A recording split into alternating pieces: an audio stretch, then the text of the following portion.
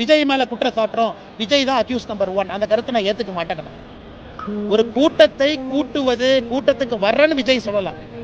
அந்த கூட்டத்திற்கான பாதுகாப்பு கொடுக்க வேண்டிய கடமை அரசுடையது. அந்த கூட்டத்திற்கு பர்மிஷன் கொடுக்க வேண்டியது அரசுடையது.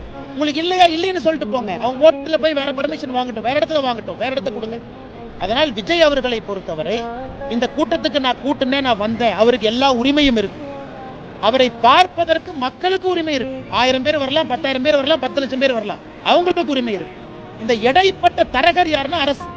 அரசு இங்கே பொறுத்தவரை தரகர வேலையை செய்யணும்.